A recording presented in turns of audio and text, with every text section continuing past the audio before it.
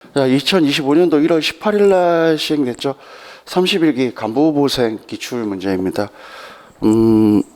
요 시험 문제는 어쨌건 25년도에 소방사가 나가는 방향에 대해서 전체적으로 이걸 통해서 알아볼 수 있습니다. 매년 그랬어요. 보통은 1월 달에 이 간부후보생 시험을 보고 나면 요걸 기반으로 해갖고 시험이 나오는데 올해 좀 특색은 전년도까지죠. 23년도, 24년도까지는 소화이론이 한 7, 8문제가 계속 등장을 했어요. 근데 올해는 그냥 이건 딱 소화이론이야 라고 할 수 있는 거는 한 3문제 정도예요. 소화이론이. 대신 소화이론이 이게 딱 3개인데 연소이론이나 화재이론이랑 겹쳐서 좀 애매해요. 그랬을 때는 다 연소나 화재이론을 잡는 게 사실 기반입니다. 그리고 연소이론이 올해는 좀 많이 나왔습니다. 작년이 좀 적게 나왔었는데 올해 연소이론이 제일 많이 나왔죠. 8문제예요. 8문항. 그리고 이 안에 그 위험물과 관련된 문제가 있습니다. 위험물 문제가 2문제가 포함이 돼 있고, 그리고 뭐 화재이론은 뭐 늘 똑같아요. 항상 화재이론 항상 7개, 7문제 정도. 그런데 올해 이 시험의 특징은 우리가 소방행정이라 그러는데 얘가 한 2문제 내지 3문제인데 여기가 꽉 채워서 3문제예요. 꽉 채워서 3문제고, 이 31기죠. 이 31기의 특징은 재난입니다. 재난 문제가 어렵기도 했지만 재난 문제가 4문항인데 전통적으로 나오는 거 2문항하고요. 우리가 봤을 때 좀 지엽적이라고 볼 수 있는 문제, 이런 문제가 한 2문항, 이렇게 해갖고 한 4문항이 구성되어 있어요. 이렇게 해서 25문항인데 어쨌건 간에 우리 가장 기본적인 공학과 관련된 거죠. 요렇게가 지금 유교만 보셔도 아시겠지만 18문항입니다. 그리고 소방행정하고 재난관리 문제가 보통은 나온다라는 그 숫자를 꽉 채워서 7문제 정도가 출제됐으니까 꽤나 많이 출제됐구나라고 생각을 해주시면 돼요. 그리고 전반적인 문제의 방향은 일단은 사실은 연소, 화재, 소화이론은 완전히 새로울 만한 건 없고 조금 이걸 비트는 형식 정도밖에 없다라고 생각을 해주셔야 돼요. 1번 문제부터 보시면은 이렇게 나왔습니다. 소방 조직의 변천. 자, 늘 강조드리죠. 소방 행정할 때 매년 한 문제는 꼬박꼬박 나온다는 역사 문제가 그냥 바로 1번으로 등장했습니다. 자, 소방 조직의 변천 과정 순서다라고 봤습니다. 일단 맨 처음에 금화도감 나왔습니다. 금화도감 하면 1900이 아니라 1400이죠. 1426년입니다. 경성소방서 하면 벌써 일제시대로 넘어가죠. 자, 그 다음에 경성소방서가 나왔어요. 얘는 1925년도에 우리나라 최초의 소방서가 경성소방서가 생기고, 그 다음에 소방방재청하고 국민안전처 중앙소방본부라는 게 나오는데, 소방방재청 시절은 2004년이에요, 벌써. 2003년도에 대구 지하철 화재 사건을 계기로 만들어지는 거고, 국민안전처 중앙소방본부는 2014년도죠. 2014년도에 세월호 참사 이후에 2014년도에 그 소방방재청을 국민안전처 소속 중앙소방본부로 변경시키죠. 그럼 여기서는 답이 1번이고 이 문제는 워낙 노멀한 문제니까 여러분들이 보자마자 쉽게 그래도 한 문제 맞출 수 있는 문제다라고 생각하셔야 돼요. 이게 이제 첫 번째 소방행정과 관련된 문제죠. 자, 그 다음에 이제 2번 유형이 보시면은 재난비단정관리기본법입니다. 1월 18일 날 시행됐던 거, 25년도 1월 18일 날 시행됐던 이 소방간부후보에서 또 특징은 제가 늘 강조드렸죠. 재난비단정관리기본법은 바뀐 게 일단은 첫 번째 바뀐 거, 용어의 정의에서 재난의 정의가 바뀌었다. 그 문제 무조건 나올 거다. 그 문제 전형적으로 나온 케이스입니다. 특히 제가 이거는 이론 수업 할 때도 그리고 문제 풀어보실 때도 얘기했지만 얘 꼭 늘 거라고 얘기했었죠. 다중운집인파 사고입니다. 이나요? 대통령령으로 정하는 규모 이상의 피해. 사회적 재난 안에 새로 추가된 거예요. 그리고 얘도 새로 추가했다고 그랬습니다. 우주개발진흥법 나오고, 자, 인공유체물이다. 인공우주체물이다 그러면은 사회재난. 이게 자연유체물이다 그러면은 자연재난이라고 그랬죠. 자, 맞죠? 자, 그 다음에 감염병의 예방 및 안전관리에 관한 법률에 따른 감염병 확산으로 인한 피해. 자, 사회재난이 얘네 2개가 새로 들어오기 전까지 맨 마지막에 들어온 건 또 얘예요. 감염병. 이거 코로나 때 들어온 겁니다. 코로나 때. 자, 그럼 코로나 시절에 그럼 이제 3번, 4번이 남는데 환경오염 사고가 나왔습니다. 사고로 인해서 발생하는 대통령령으로 정하는 규모 이상의 피해. 이거 여러분들 제가 모의고사 볼 때나 여러분들 나중에 제가 그 주간 테스트를 올려놓는 걸 보면은 이거 되게 많이 넣었을 거예요. 이걸 넣은 이유가 사실은 환경 오염 사고야지 환경 오염만 쓰면 사실 틀린 지문인데 예전에 그렇게 쓴 지문들이나 그렇게 쓴 책들이 많았어요. 그래갖고 이거 정확하게 알고 가라고 계속 넣었던 지문 중에 하나인데 얘도 사회 재난이 됐죠. 그럼 황사로 인해서 발생하는 재해 그리고 특히 이제 자연 재난하고 사회 재난 구분하는 게 자연 재난은 뒤에 다 재해가 붙고요. 사회 재난은 피해가 붙어요. 가장 크게 구분하는 방법 중에 하나죠. 지금은 이제 자 여기도 나오지만 재난및 안전관리 기본법상 이렇게 나오기 때문에 옛날 기출문제수처럼 뒤에 뭐 이렇게 재해나 피해 이거 안 쓰고 나오는 문제가 나오면 사실은 틀려요. 그래서 요즘은 이제 이렇게 다 표현이 된다요. 그래서 저희 거 모의고사나 주간 테스트 뭐 이렇게 중간중간 계속 올려드린 거 보면은 다 고쳐놨을 거예요. 이렇게. 그래서 이렇게 보셔야 된다입니다. 이거는 비교적 쉬운 문제였고, 자, 요 문제는 여러분들이 좀 지엽적이라고 생각할 수 있는 문제 중에 하나입니다. 그런데 요거 기억은 잘 안 나실 거예요, 여러분들. 작년에 저희가 그 재난및 안전관리 기본법 기본서 수업할 때 외부 분야 문제라 그래갖고 제가 여러분들 나눠드린 거 있습니다. 2019년부터 2024년도까지 해갖고 재난관리직이랑 방재직이라고 해서 우리나라 9급 7급을 따로 뽑는다 그랬어요. 그쪽 거 문제 풀어줄 때 보면 이 문제 있었어요. 이게 24년도형 문제에 여러분들 재난관리직에 다른 데 쪽에 있었던 문제입니다. 그랬을 때 거기서 지문 하나만 추가돼서 나왔습니다. 근데 다만 소망학개론만 순순하게 공부하시는 분들은 여기를 잘 안 봐요. 보시면은 재난및 안전관리 기본 법령상, 자 기본 법령상이라는 표현 나왔으면요, 재난및 안전관리 기본법, 그 다음에 시행령, 시행규칙이 그 법령상 안에 다 들어간 거예요.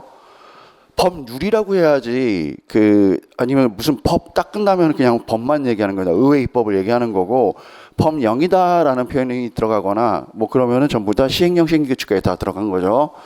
대통령령으로 정하는 중앙안전관리위원회에 해당하지 않는 것은 단 중앙안전관리위원회 위원장이 지정하는 기관 및 단체장은 제외된다. 이거는 맨 끝에 있는 단어인데 뭐냐면 중앙안전관리위원회 위원장은 누구냐면 국무총리입니다.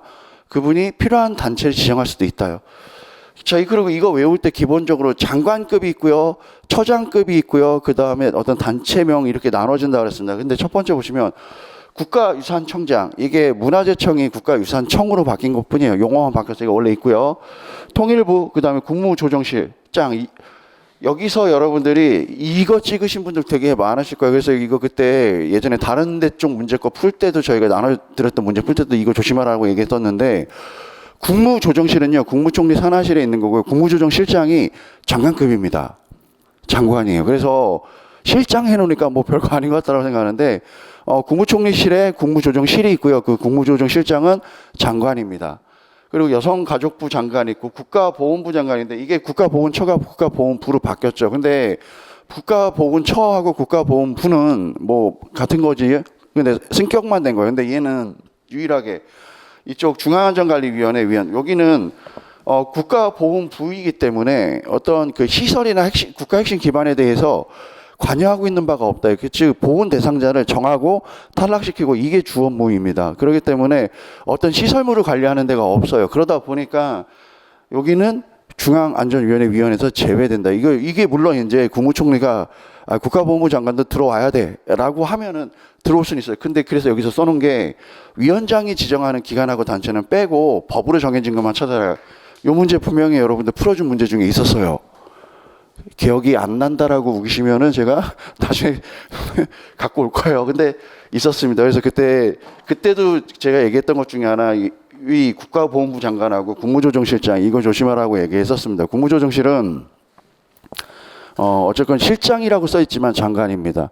그래서 보통은 장관하고 처장이 이 중앙안전관리위원회, 근데 거기서 헷갈릴 수 있는 게 이거고, 그 다음에 중앙조정위원회 하면 전부 다 차관이 들어간다라고 표현했었습니다.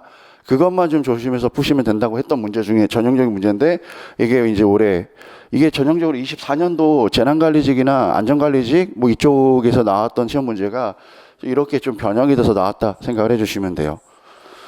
자, 그리고 난 다음에 이제 4번 문제인데, 자, 이거는 여러분들 제가 이거 했던 문제들 중에서, 저도 그렇게 크게 예상하지 않았던 문제 중에 하나예요.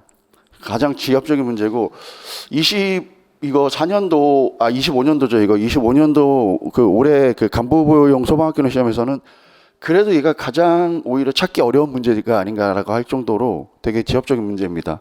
뭐 지엽적이라고 얘기하기도 어렵죠. 사실 다 공부해야 되는 사안인데 보시면 재난및 안전관리 기본법령상 재난관리 책임기관장이 관계법령 또는 안전관리 계획에서 정하는 바에 따라 점검 관리해야 되는 대통령령으로 정한 재난 방제 시설에 해당하지 않는 것은 단 행정안전부 장관이 정해서 고시하는 것은 제외된다입니다. 그럼 이게 한 15가지 정도가 있습니다. 12가지죠. 12가지로 나눠놨기 때문에 외울 양도 꽤 많고 의외로 잘 안 나오는 문제고 사실 이 문제 첫 문제예요. 원래 예전부터 법률에 있었던 내용인데도 불구하고 나오는 문제는 첫 문제입니다. 자, 1번부터 보시면은 기상법 제2조 13호에 따른 기상시설.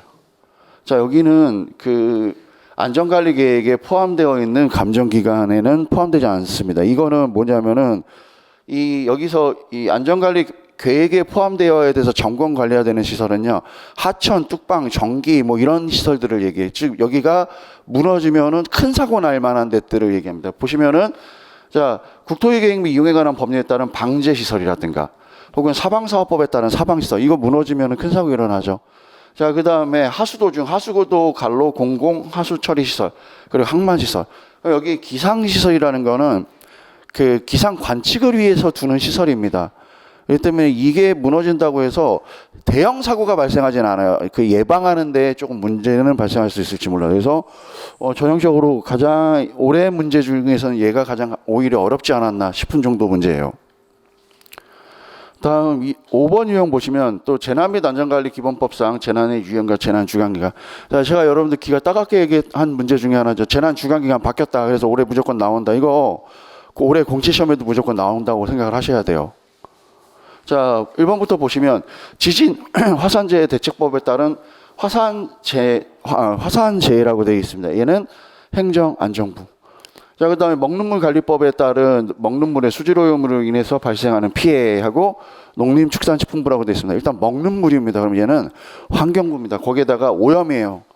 해양오염을 빼놓고 그 외에 오염이 붙잖아요. 해양오염만 해양수산부하고 해양경찰청으로 가는 거고 그 외에 오염이 붙으면 전부 다 환경부입니다. 환경부. 다음 자연대책법에 따른 풍수해 중 조수로 인해 발생하는 재해. 그럼 얘는 해양수산부.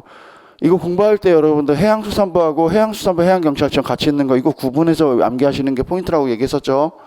다음 공연법이 나옵니다. 공연장애 화재 등으로 인해 발생하는 대규모 피해는 문화체육관광부. 다음 해양환경관리법에 따른 해양오염으로 인한 대규모 피해는 자 여기 같은 오염이죠. 근데 해양오염이면 해양수산부하고 해양경찰청이라고 표현됐었죠. 그랬을 때 여기서는 지금 2번만 환경부죠. 2번만 환경부고. 자, 그럼 우리 유형을 한번 생각을 해볼게요. 유형 분석으로 보시면은, 유형 분석 차원에서 보시면, 자, 간부보용 시험에서 제일 많이 바뀐 것 중에 하나가 해양수산부하고 해양경찰청이 좀 갈라지는 게 있습니다. 걔네 다 나왔어요. 그리고 아예 답 맞추라고 환경부로 편하게 줬습니다. 그럼 공채시험에서는 뭐가 나올 것 같냐 하면은 딱 거의 정해졌죠. 행정안전부만 하는 게 있고요. 행정안전부 경찰청이 하는 게 있고요.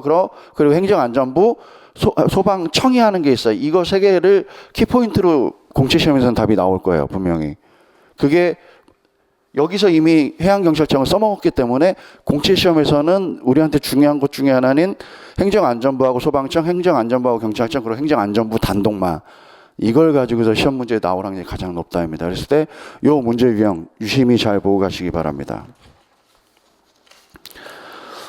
자, 그리고 난 다음에 자 6번 유형 보시면 소방공무원법이 나왔습니다. 소방공무원법에 대한 설명을 옳지 않은 것은 1번부터 보시면 소방공무원의 인사에 중요한 사항에 대해서 소방청장의 자문에 응하기 위하여 소방청에 소방공무원 인사위원회를 둔다. 다만 제6조 3항 제4항에 따라 시도지사가 임용권을 행사하는 경우에는 시도에 인사위원회 별도로 둔다입니다. 이 인사위원회는 사실은 이제 추천해주는 자문기관 정도 생각해 주면 돼요. 다음 2번 소방청장은 소방공무원의 능력을 발전시키고 소방사무의 연계성을 높이기 위해서 소방청과 시도 간 및 시도 상호 간의 인사교류가 필요하다고 인정하면 인사교류 계획을 수립하여 이를 실시할 수 있다. 자, 이거 여러분들 수업 시간에도 늘 얘기했었죠. 인사교류 있을 수 있다 그랬습니다. 단 시도 간의 인사교류는 거기 마트레이드 방식, 거기서 한 명이 올라온다 그래 여기서 내려보내는 형식입니다. 근데 단 소방청장이 이 인사교류에 대해서 1년 전체적인 계획을 짜서 시행을 할 수 있다요. 자, 그래서 인사교류 있다고 표현됐었습니다. 맞죠?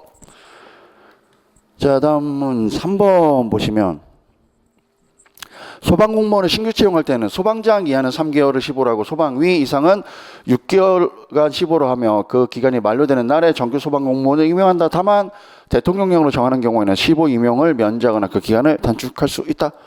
자, 15 임용 기간과 관련해서는 뭐 늘 얘기했었죠. 여러분들이 소방사로 인간을 하신 겁니다. 그러면 장 이하예요. 장 이하는 6개월이고요. 위 이상은 전부 다 1년이라고 그랬습니다. 1년. 그랬을 때 일단 여기가 바로 틀린 거죠. 적어도 자기 15기간은 알 거 아니에요. 장 이하니까 내가 소방사로 지금 시험 봐요. 장교사잖아요. 그러면은 여기는 6개월이죠. 그리고 그 이상은 다 1년이에요. 그리고 이거 뒤에 있는 것들은 뭐 15 임용을 면제하거나 기한 단축할 수 있다인데 뭐 다른 데서 훈련을 받았으면 단축도 가능하고요. 그리고 승진 임용도 원래는 15가 있었는데 승진 임용하면서 15가 어디 있겠어요. 그러니까 거기는 면제시켜주고 이렇게 그 균형이 잡히는 거고. 다음 4번 소방공무원의 신규 채용 및 채용 시험 및 승진 시험과 소방 간부부생 선발 시험은 청장이 실시한다입니다. 자, 일단 모든 시험과 관련된 건 청장이 실시하는 게 맞고요. 다만 청장이 필요하다고 인정할 때는 대통령령으로 정하는 바에 따라 권한의 일부를 시도 또는 소방청 소속 기관의 장에게 위임할 수 있다. 이 다만 이유가 붙죠. 그래서 지금 현실적으로 원칙적으로 소방청장이 주관을 하는 겁니다. 소방청에서 청장이 실시하고 실질적으로 여기에 대해서 시험은 중앙소방학교 쪽에서 다 위임받아 갖고 대체적으로 문제 출제도 하고 진행을 하죠. 맞는 문구고요. 5번 보시면 소방공무원은 제복을 착용해야 된다. 그리고 소방공무원 복지에 관한 사항은 그 소방공무원 복지에 관한 규칙이 있습니다. 근데 그게 행정규칙 형태로 돼 있죠. 행정규칙 형태로. 그래서 행정안전부령으로 정한다. 지금 사실 요거 4번 문제는 어떻게 보면은 까다로울 수 있고 좀 어려울 수 있는데 이거 이 15와 관련된 문제 그 틀린 지문이 예전부터 워낙 많이 나와서 예전에는 이 기간을 틀리게 안 하고 어떻게 했냐면 뒤에 15 임용을 면제하거나 그 기간을 단축할 수 없다. 뭐 이렇게 해서 틀린 지문을 만들 때가 많아져. 그래서 요 3번 지문은 이미 이제 여러분들 연도교육기 줄 나중에 푸시다 보면 저 유사한 문제 되게 많이 보세요. 그래서 앞에 걸 설사 몰랐다 하더라도 적어도 이거 3번 정도는 구분해 내실 수 있었어야 됩니다. 자, 그 다음에 이제 7번 문제부터는 자, 7번 문제는 자연발화에 관련된 문제고요. 자연발화와 관련돼서는 일단 연소이론이라고 보셔야 되죠. 1번부터 보시면 자연발화는 가연물의 열 전도율이 열 전도율은 낮을수록 근데 이게 자연발화인데 결국은 가연물 구비 조건하고 거의 일맥상통하는 문제입니다. 발생하기 쉽고요. 저장 공간에 온도가 높고 공기 유동이 적어야겠죠. 온도가 높으면 자연발화가 촉진될 수 있다. 다음 황린의 자연발화를 방지하기 위해서는 자, 황린은 어디다 저장한다? 황린하고 이氧화탄소는 물속에 저장한다. 아니, 맞죠? 다음 유지류의 경우 아이오딘 값. 아이오딘이니까 요소입니다. I라고 써죠. 작을수록 자연발화하기가 쉽다. 자, 우리 자연발화 공부할 때 산화열에 의해서 자연발화가 일으킨다라고 했습니다. 근데 그 산화열에 의해서 자연발화가 일으킬 수 있는 건 건성류하고 반건성류까지예요. 반건성류가 안 되는 거는 자연발화가 안 일어난다 그랬습니다. 근데 건성류하고 반건성류 나눌 때 아이오딘 값이 130 이상이면 건성류, 100에서 130까지면은 반건성류라고 그랬습니다. 그럼 아이오딘 값이 작을수록이 아니라 높을수록 자연발화가 더 잘 일어나죠. 반건성주 아이오딘 값이 100 미만이다 그러면 자연발화 안 일어난다 그랬습니다. 그것까지 생각을 하셔야 돼요. 다음 5번 자연발화를 방지하기 위해서는 저장 공간에 공기순환이 잘 되게. 자, 자연발화가 잘 일어나기 위해서는 공기순환이 되면 안 되는 거고 자연발화를 여기처럼 방지하기 위해서는 공기순환을 시켜줘야 된다. 이렇게 표현되죠. 그럼 요것도 쉽게 찾을 수 있는 답 중에 하나죠. 4번 아이오딘 값. 자, 그 다음에 이제 8번은 기체하고 액체연소입니다. 올해는 특이하게 고체연소보다는 기체하고 액체연소 위주로 좀 시험에 등장했습니다. 1번엔 아니죠. 기억이죠. 분해연소는 하는 물질로는 아세톤, 휘발유, 알코올. 아세톤, 휘발유, 알코올하면 대표적인 증발연소죠. 증발. 분해연소를 하려면 삼석유류 이상 되는 삼석유류나 사석유류쯤 돼야 되는 것들이죠. 비휘발성인. 그 다음에 확산연소는 예혼합에 비해 연소 속도가 빠르다. 자, 확산연소는 가스가 밖으로 분출되면서 산소와 만나는 거고요. 예온암 연소는요, 어떤 통 안에서 산소와 가연성 가스가 이미 혼합되어 있습니다. 그럼 혼합되어 있는 게 밖에 나와서 산소와 만나는 시간보다 시간상 더 절약이 되겠죠. 그렇기 때문에 당연히 예온암 연소가 더 빨라야 된다죠. 예온암 연소가 더 빠르답니다. 그래서 이거 설명할 때도 얘기한 적이 있는데, 자, 우리 산소 용접기라는 게 예온암 연소를 하는 대표적인 물질 중에 하나예요. 그리고 분쟁 번호도 마찬가지고 가솔린 엔진도 마찬가지. 얘네들이 폭발력이라든가 연소 속도라든가 연소 온도라든가 이게 훨씬 더 높다라고 표현한 적이 있었습니다. 그렇기 때문에 높고 빠릅니다. 그래서 틀린 질문이죠. 반대로 써줘야 돼. 느리다요, 느리다. 다음, 확산 연소는 예온암 연소에 비해 화염 온도가 낮다. 좀 전에 지금 같은 맥락에서 얘기했죠. 확산 연소는 가스가 밖으로 나오는 거고 예온암은 안에서. 그래서 불꽃의 길이라든가 세기라든가 속도라든가 온도까지 좀 조절이 가능한 게 예온암 연소의 대표적인 특징이에요. 그럼 예온암 연소가 화염의 온도가 그러니까 확산 연소가 예온암 연소에 비해서 훨씬 더 낮다죠. 낮다. 맞습니다. 다음, 예온암 연소는 역화가 발생할 우려가 있다. 자, 예온암 연소라는 건 역화라는 건 자, 이렇게 노즐이 있습니다. 안으로 들어오는 거죠. 그런데 이게 예온암 연소 같은 경우에는 자, 여기가 달궈질 확률이 높아요. 여기 노즐 자체가. 노즐 자체가 달궈질 확률. 그럼 노즐 자체가 달궈지면 이렇게 올라가다 여기서 그냥 불이 붙어버릴 수 있는 확률이 있다가 되는 겁니다. 그게 이제 예온암 연소의 또 특징이기도 하죠. 예온암 연소의.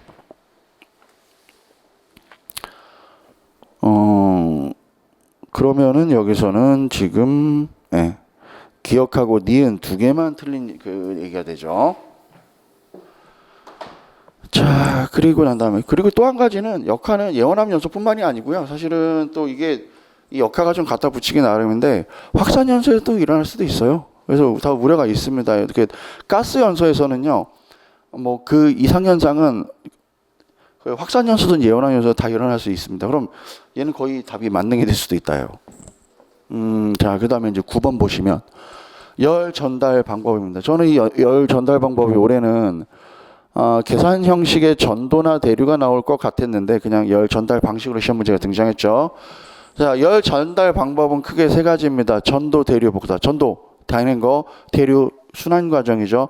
복사는 전자파가 직선 형태로 가는 겁니다. 2번 전도는 뉴턴의 냉각 법칙을 따르며, 자, 혹시 기억에 나셔야 돼요. 전도하면은 누구 생각해야 된다? 프리해입니다. 뉴턴의 냉각 법칙이면 대류예요. 그 다음에 고체의 표면과 움직이는 유체 사이에서 일어난다. 그럼 얘는 전도가 아니라 대류에 대한 설명. 특히 이거 DM 거 이해 못 하시는 분도 자꾸 많은데, 고체의 표면과 움직이는 유체 사이. 자, 전도는 예컨대 이렇게 생긴 물질하고 이렇게 생긴 물질이 닿았을 때예요. 닿았을 때죠. 그런데 대류는 이렇게 생긴 통이 있다 라고 하면 여기에 이렇게 생긴 어떤 물체, 이 표면이죠. 이 표면에 열이 올라가서 이렇게 도는 거예요. 그래서 천장과 만났을 때 냉각 법칙이 적용되는 거죠. 이렇게 돈다 그랬습니다. 그럼 자, 지금 여기 고체 표면, 그래서 대류하면은 고체, 이거 매개체가 열을 전달하는 매개체, 처음 시작하는 매개체가 꼭 있어야 된다 그랬습니다. 고체 표면에서 움직이는 유체, 이 유체가 기류를 얘기하는 겁니다. 대류. 기체죠. 그래서 유체 사이에서 일어난다. 그럼 쟤는 전도가 아닌 대류가 돼야 된다. 다음 3번. 대류는 유체의 유동이 외부로부터 작용하는 힘에 의해 이루어지는 강제 대류와 온도 차로 인한 부력에 이루어지는 자연 대류로 구분하셨다. 자, 얘가 지금 그 외부의 유동이죠. 그 유동이 외부로부터 작용하는 힘, 즉 그 환기 시설이죠. 환기 시설에 의한 강제 대류가 있을 수 있고요. 그 다음에 온도 차 때문에 이렇게 올라가는 자연 대류가 있을 수 있습니다. 다음 복사 에너지는 스테판 볼츠만 법칙을 따른다. 스테판 볼츠만 법칙에 의해서 복사열은 절대 온도값의 4승이다 이렇게 나오죠. 그 다음에 복사는 열 에너지가 복사체로부터 대상물의 전자파 형태로 전해지는 형태를 복사열이라고 한다입니다. 그 다음에 이제 10번. 중성대에 관한 설명을 옳은 것만을 고르시오라고 되어 있습니다. 기억부터 보시면 건물 화재에서 중성대입니다. 기억. 중성대 하부 계급으로 외부 공기가 유입되면 중성대는 위쪽으로 상승한다. 자, 여기가 내부와 외부의 온도 압이 같은 지점입니다. 밑에서 공기가 유입되면 찬 공기가 뜨거운 공기를 밀어 올리면서 중성대가 점점 내려온다 그랬습니다. 그래서 상부에 구멍을 뚫어야 된다 그랬습니다. 그래서 그렇게 하부에다 구멍을 뚫으면 하부가 살 수 있는 공간인데 하부가 줄어들어요. 상부는 넓어지고. 자, 그래서 위쪽으로 상승이 아니라 그러니까는 중성대가 위쪽이 아니라 아래쪽으로 내려오기 시작하죠. 틀렸죠? 중성대 상부의 면적이 커질수록 대피자들의 활동 공간과 시야 확보가 되어 신속하게 대피할 수 있다. 좀 더 내겠습니다. 하부가 넓어야 살 수 있는 공간이 많습니다. 틀렸죠? 다음 중성대의 상부에는 실내에서 외부로 기체가 유출되고 하부에서는 외부에서 실내로 기체가 유입되는 게 가장 일반적인 형태죠. 다음 중성대의 상부 계급으로 개방하면 연소는 확대될 수도 있습니다. 왜냐하면 이게 계속 올라가기 때문에 그래요.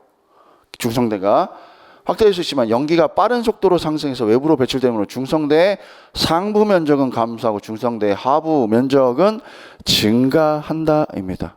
이거 기본서에 그냥 저희 거 기본서에 보시면 이거 기억 니은도 맞는 지문으로 고쳐갖고 써서 다 써져 있습니다. 그냥 그대로. 자, 그 다음에 11번 유형을 보시면 연소 시 발생하는 이상현상입니다.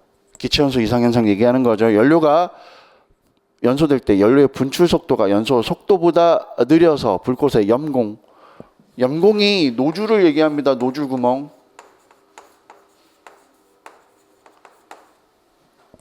이거 이미 많이 보셨죠?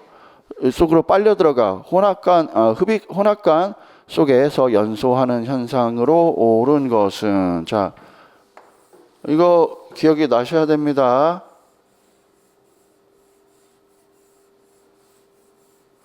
자, 노즐입니다. 가스가 들어갔습니다. 똑같이 여기도 들어가고 여기도 들어가고 여기도 들어갔어요. 정상적인 연소는 이렇게 붙어 있어야 된다 그랬습니다. 노즐에. 자, 여기가 이물질이 꼈어요. 그래서 이렇게 떨어져 있다. 그럼 얘가 선화라 그랬습니다. 자, 여기 노즐이 구멍이 이렇게 좀 벌어졌거나 아니면 여기가 달궈졌습니다. 그래서 불꽃이 이렇게 되거나 아니면 가스 분출 속도가 연소 속도보다 혹은 가스 분출 압력이 연소 압력보다 느린 경우죠. 느린 경우 역화가 일어났을 때, 자, 분출 속도가 연소 속도보다 느렸다 그랬습니다. 그럼 얘가 역화가 되는 거고, 자, 이렇게 떨어진 상태에서 외부에서 바람이 불어서 얘를 꺼뜨렸다. 그럼 플로우-오프. 그럼 여기서 지금 답이 될 수 있는 건 역화이고, 불완전 연소는 뭐냐면, 자, 이게 가스량과 공기량이 좀 부족하죠. 그랬을 때 아니면은 외부적인 온도 문제 때문에 불완전 연소가 일어날 수 있고, 화학염은 우리 옐로우 팁이라고 하는데 화학양론종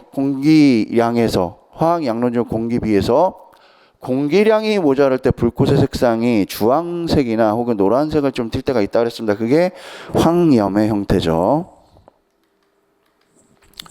자, 그리고 12번 유류화재 이상현상입니다.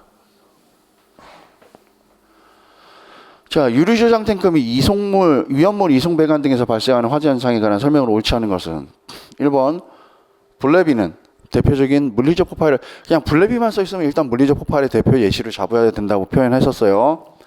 2번 증기운 폭발은 저장 탱크에서 유출된 가스가 증기운, 자, 유출 혹은 누출이라는 말이 나오고 증기운을 형성하다가 하며 떠다니다가 저방과 접촉해서 발생하는 누설 착화형 폭발에 해당한다. 다음 보일오버 나왔습니다. 상부가 개방된 혹은 뚜껑이 없는 열린, 이렇게 표현된다 그랬죠. 개방된 저장 탱크 하부에 존재하는 물 또는 물, 기름, 에모션이 뜨거운 연료층의 온도에 의하여 급격히 부피가 팽창되어 다량의 불이 붙은 기름을 저장 탱크 밖으로 분출시키는 형태가 보일오버. 만약에 이게 상부의 물이고 표면의 물 이러면은 슬로버버를 찾으시면 된다 그랬죠. 다음 오일오버 나왔습니다. 저장된 유류 저장량의 내용적에, 자, 70%가 아니라 50%를 미만이죠. 50% 미만이고 가장 격렬하다. 충전되어 있는 저장 탱크에서 발생한다. 그럼 얘가 틀린 지면 70%니까. 다음 분출화재는 탄화수 속에 위험물이 이송배관이나 저장 용기로부터 위험물이 고속으로 유출될 때 점화되어 발생하는 난류 확산형 화재이다. 자, 그래서 여러분들 분출화재, 제트파이어하고 풀파이어라 그래서 자, 표면에서 일어나는 거 있다 그랬습니다. 저희 기본서에 다 들어가 있는 내용들이에요. 다 한 번씩 찾아보시면 되고. 자, 그 다음에 이제 화재 가혹도 문제입니다. 1번부터 보시면 화재 가혹도는 화재가 발생한 당해 건축물과 그 내부 수용자산 등을 파괴하거나 손상을 입히는 정도를 말한다. 정의입니다. 그래서 화재 심도라고도 부르죠. 2번 가혹도의 주요 요소는 화재 강도와 화재 하중이 있다. 강도와 하중은 가혹도에 영향을 미친다입니다. 일단 강도가 크면 열축적이 크므로 주수율이 높아져야 된다. 주수율이라는 건 물을 뿌리는 양을 얘기한다 그랬습니다. 그래서 자, 강도가 크면 가혹도가 커진다 그랬습니다. 그래서 주수율이 많아야 되고요. 일단 화재 하중은 입체 면적당 중량, 입체 면적이 아니라 바닥 면적이죠. 바닥 면적. 그래서 세제곱이 아니라 제곱미터로 가야 된다 그랬습니다. 제곱미터. 이거 23년도 시험이죠. 23년도 시험에도 함정으로 나왔었다 그랬습니다. 화재 하중 계산하는데 이렇게 실을 주고서 23년도용 이거는 공채 문제죠. 공채 문제에서 함정으로 나왔었죠. 여기에 이만큼의 물질, 여기에 이만큼의 물질이 있다. 그런데 자, 여기를 10m, 8m, 그리고 5m 이런 식으로 해서 이거 두 개만 곱해갖고 계산해야 되는데 이거 두 개 곱한 거 이거 해서 세제곱을 만들면은 앞에 1번이 답이고 이거 두 개만 하면 뭐 4번이 답이었는데 1번 찍으면 무조건 틀린다 그래서 이거는 세제곱이 아니라 바닥 면적이 제곱미터. 틀렸죠. 다음 가혹도에 영향을 주는 환기 요소는 온도와 비례하고 시간과 반비례한다. 일단 기본적으로 환기입니다. 환기는 온도에 관계에 비례한 즉 환기 요소가 계구부죠. 계구부가 많아요. 공기가 많이 들어옵니다. 그럼 비례하죠. 그런데 시간과는 반비례, 상관관계가 같죠. 자, 공기가 들어오는 시간이 줄어들면 더 온도는 낮아지죠. 근데 공기가 들어오는 시간이 길어지면 온도는 더 올라가겠죠. 그래서 시간과는 반비례한다. 자, 이거 여러분들 가혹도하고 특히 이게 여러분들 기본서 교재 어디에 보면 써져 있냐면은 환기지배형 화재에서 보면은 비례 반비례 관계가 다 써져 있습니다. 온도, 시간, 계구부. 자, 그 다음에 백드래프트입니다. 백드래프트하고 플래시오버. 뭐 얘는 한 해도 안 거르고 나오는 문제이니까 안 나올 수가 없죠. 1번부터 보시면은 자, 옳은 거 찾기입니다. 플래시오버 전 증상 그러면은 로로버입니다. 로로버 현상이 관찰될 수 있다. 로로버가 이거 기본서나 문제집 풀 때도 계속 얘기했지만 로로버만 단독 문제는 여기까지 한 번밖에 없었고요. 로로버는 주로 이렇게 조형급으로만 등장을 해요. 2번 백드래프트는 연료지배형 화재에서 자, 연료지배형 화재라는 건 공기량이 충분해서 연소 속도가 빠른 것들을 의미합니다. 그럼 연료지배형이 생기면은 연소 속도가 빠르죠. 백드래프트가 있으려면은 전조 증상으로 훈소 현상이 있어야 돼. 그게 하려면 공기량이 부족해야 돼요. 그럼 환기지배형일 때 발생하는 거예요. 다음 백드래프트가 플래시오버보다 발생 빈도는 낮다. 백드래프트는 자, 플레임오버 다음에 그리고 말기에도 두 군데 다 있을 수도 있고요. 두 군데 다 없을 수도 있고요. 두 군데 중에 한 군데만 있을 수도 있어요. 그렇지만 플래시오버는 구획실화재에서 거의 외지가 나면 나타나는 현상이에요. 그럼 플래시오버는 발생 빈도가 훨씬 플래시오버가 높다가 돼야 되고요. 플래시오버는 폭발의 일종이지만 백드래프트는 폭발이 아니라 반대로 가야 되죠. 백드래프트는 폭발의 일종으로 잡죠. 그런데 플래시오버는 급격한 연소현상, 폭발적인 연소현상 이렇게 잡지 폭발로 잡지는 않는다요. 다음 백드래프트의 발생 원인은 뭡니까? 공기가 유입됐을 때죠. 신선한 공기가 유입됐을 때. 그리고 플래시오버의 원인은 공기가 아니라 복사열에 의해서죠. 복사열에 의해서 뻗쳐나간다죠. 다음 15번. 이제 15번과 16번이 이제 위험물 안전관리법 관련된 문제죠.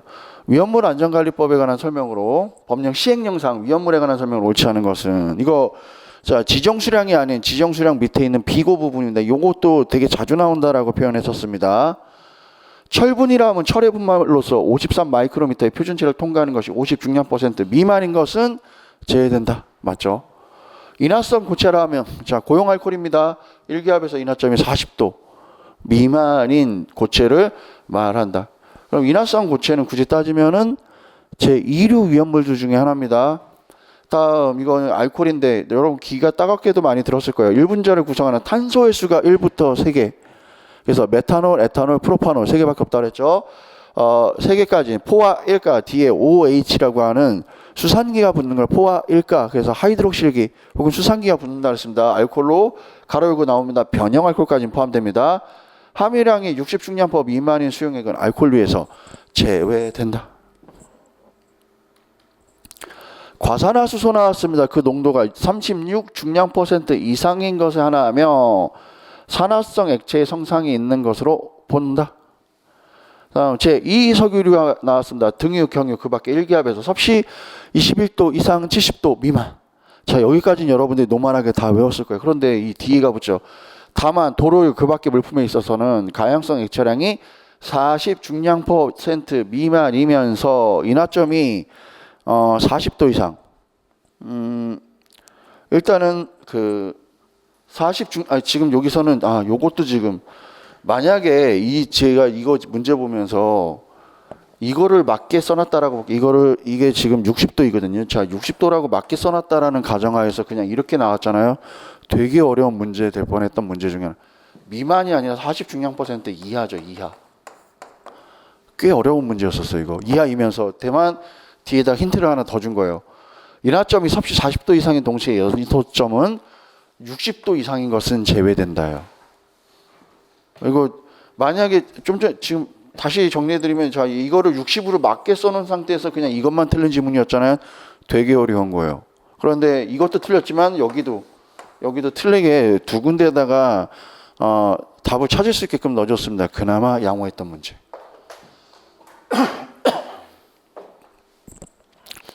자, 그 다음에 이제 16번 위험물의 소화 방법입니다.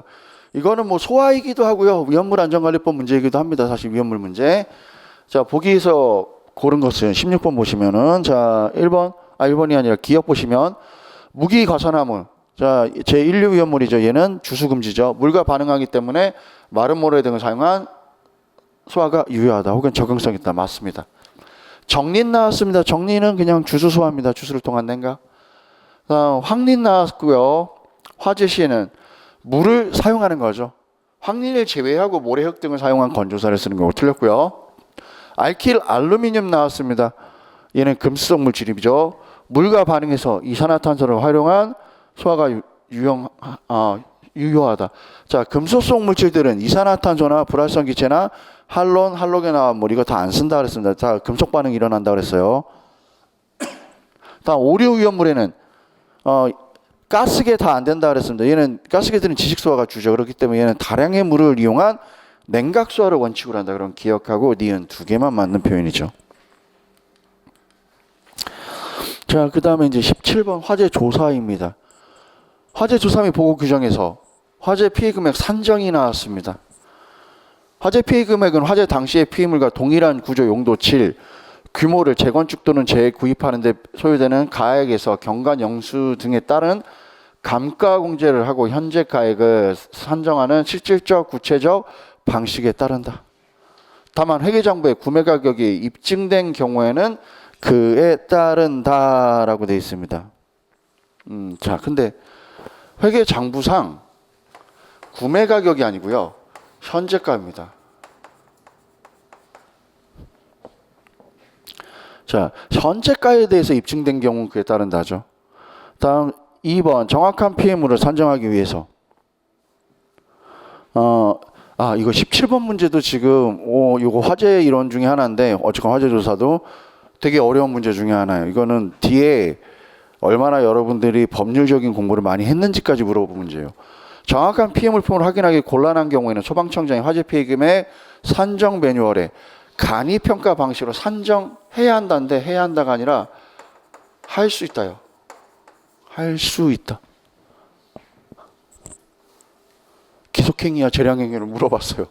다음 3번 건물 등의 내용 자산에 대하여서는 화재 피해 금액 산정 매뉴얼에서 정하는 바에 따른다. 지금 얘는 정확하게 맞는 문구예요. 자, 그 다음에 건물 등 자산에 대한 최종 장가율은 건물, 부대 설비, 건축물, 가재도구는 20%죠. 그리고 그 외 자산이 10%로 한다.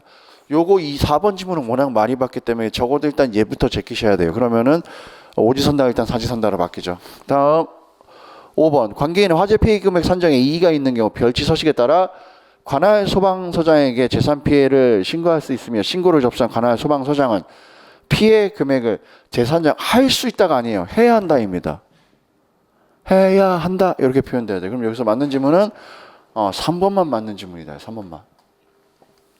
그래서 이거 17번 문제도 꽤 까다로운 유형의 문제 중에 하나입니다. 그리고 얘는 그 지금 이거 3번 지문하고 여기 있는 지금 그 2번 지문은 해야 한다와 할 수 있다로 답이 갈려요. 그러니까 얘는 할 수 있다인데 해야 한다라고 쓴 거고 3번 지문은 2번 지문은 5번 지문은 해야 한다인데 할 수 있다 그래서 틀린 지문이고 정확하게 맞는 지문은 2번만 맞는 지문이다입니다. 이거 나름 여기 문제 이거 지금 요 문제들 안에서는 아까 재난 및 안전관리 기본법 문제에서 되게 까다롭다라고 얘기했던 문제하고 그 다음에 얘 정도가 좀 까다로운 문제예요. 자, 그 다음 18번 화재 조사 및 보고 규정상 대통령령으로 정하는 대형 화재가 발생할 경우 소방관서장이 화재합동 조사단 구성과 운영에 관한 기준이나 가로 안에 들어갈 내용으로 옳은 것은 단 임해 화재 제외. 이건 너무 많이 보셨을 거예요. 우리 시험 문제에서 그 기출에서 나온 적이 없구나. 500지 문제에서도 봤었고요. 모의고사라도 봤었고 주간 테스트라도 계속 봤던 문제. 자, 서장, 본부장, 청장이 나옵니다. 그럼 사상자가 자 이거 10개씩 올라간다 그랬습니다. 서장이면 10명, 본부장이면 20명, 청장이면 30명이고 자 얘는 2개 시군, 얘는 2개 시도 이게 붙는다 그랬죠.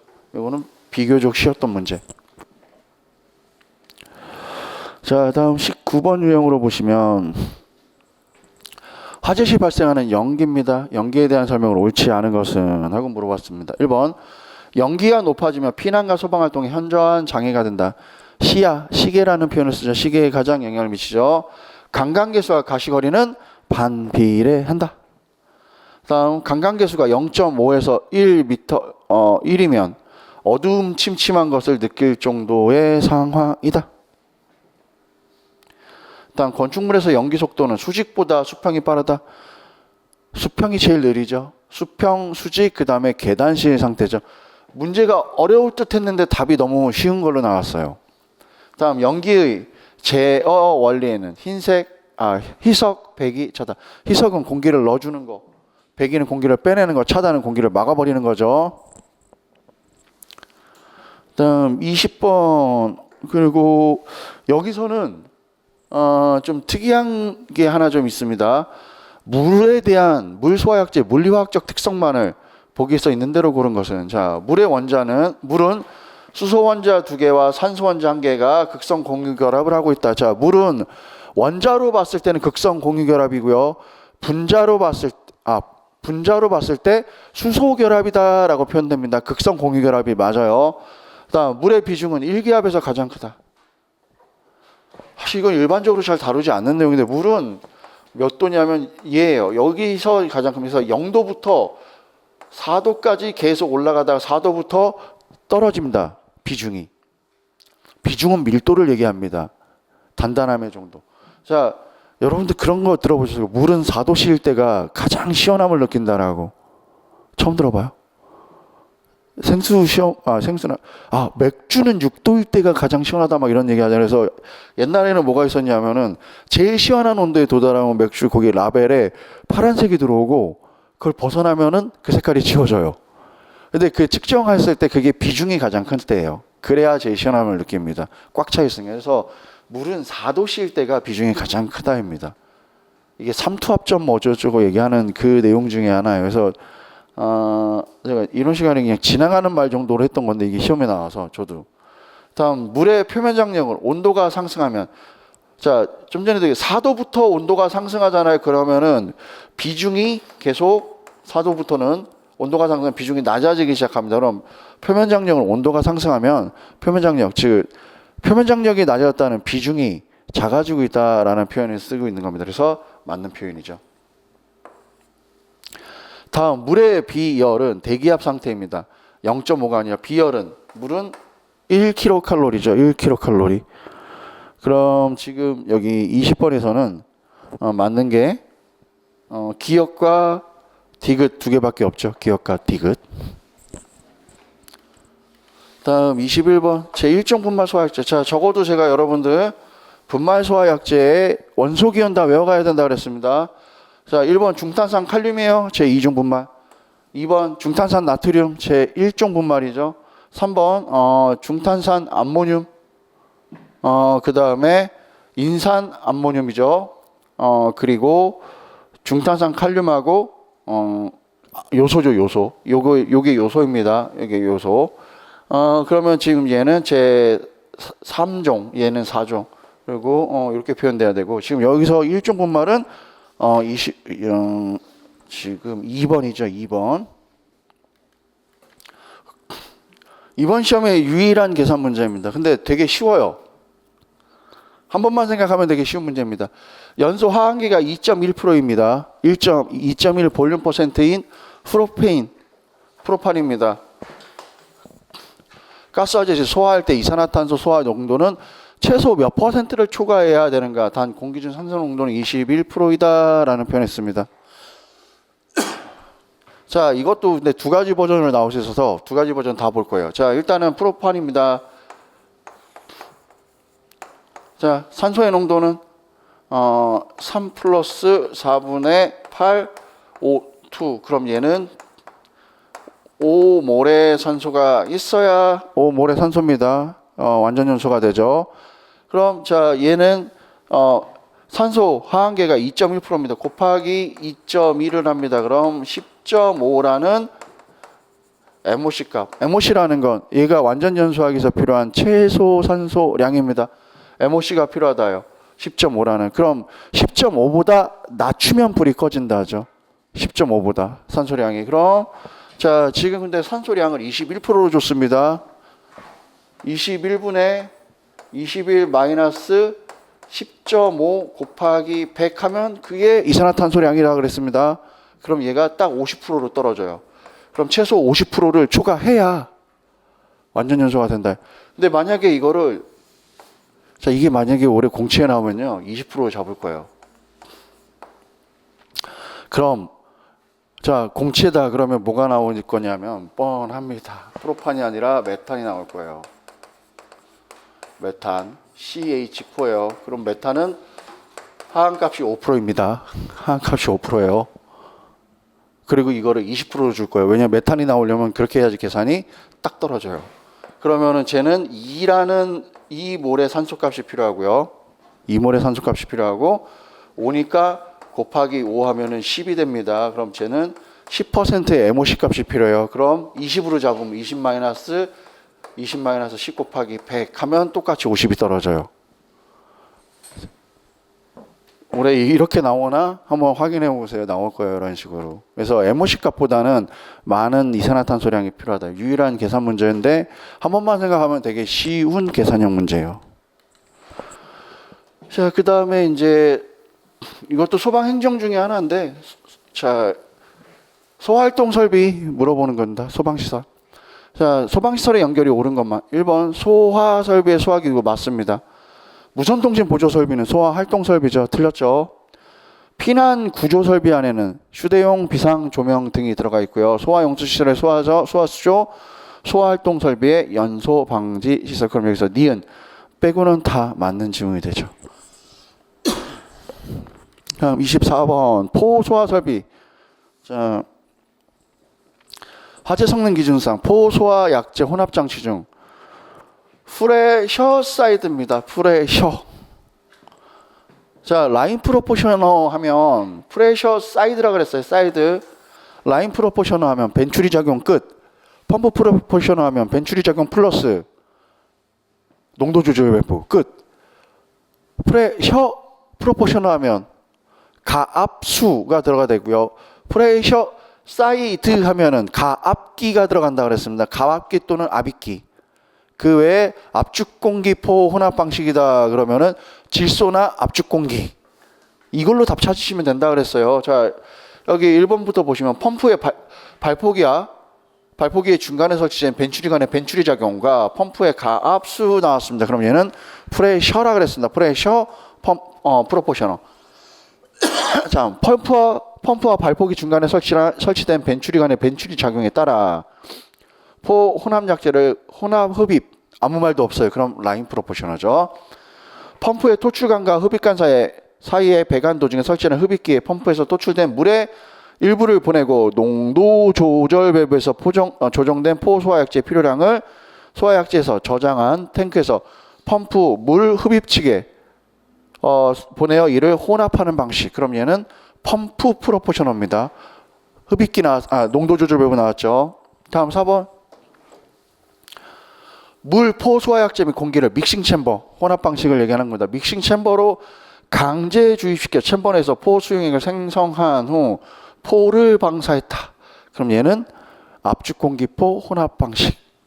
다음 펌프의 토출관에 아빗기라는 말 나왔습니다. 그럼 더 이상의 단어 찾을 필요 없다고 그랬습니다. 얘가 프레셔 사이드가 되는 겁니다. 포 소화약제 압입용 펌프로 포 소화약제를 삽입 혼입시키는 방법. 다음 25번. 이거는 여러분들이 쉽게 맞추셔야 되는데 조금 어렵게 나오긴 했어요. 소화 펌프에서 공동화 현상을 발생했을 때 공동화 현상이라는 건 결국 뭐예요? 거품이 생기는 겁니다. 배관 안에서. 그 원인을 볼 수 있는 거. 없는 것이죠. 없는 거. 1번. 펌프의 위치가 수원의 위치보다 높으면 공기를 빨아들이기 때문에 공동화 현상이 발생한다요. 펌프의 임펠러 속도가 너무 빨라도 물과의 마찰에 의해서 공기 방문이 깨지면서 공동화 현상이 발생하죠. 펌프의 흡입측 수두가 클 경우. 다음 펌프의 토출축 간격이. 토출축은 공동화 현상, 토출축은 물이 빠져나오는 것이죠. 상관이 없습니다. 전부 다 흡입축이에요. 흡입축 간격이 작은 경우 이렇게 표현되죠. 토출축은 해당 사항이 없다요. 그 다음에 펌프에 흡입되는 수원의 온도가 물은 온도가 높을수록 거품이 더 많다 그랬습니다. 그럼 여기서는 지금 4번. 그러니까 문제 자체는 쉬운데 요즘은 이 선지가 조금 이렇게 어렵게 나온 편입니다. 이렇게 하면 이제 그 25년도에 그 1월 18일이죠. 소방학교로 문제를 받고 처음에 얘기했듯이 문제는 올해 공채 시험도 요거하고 비슷한 형태로 문제가 등장을 할 거고요. 최근 몇 년 사이 것보다는 올해가 25년도 문제가 조금 더 소방학교는 까다로웠습니다. 그럼 공채 시험도 이거에 영향을 받아서 조금 더 까다로울 수 있다라고 생각을 하고 주의하시면서 좀 봐주시기 바랍니다. 뭐 시험 보신 분들은 시험 보느라고 고생들 하셨고 이번 시간에는 요거 해설은 요걸로 마치도록 하겠습니다. 자, 수고들 하셨습니다.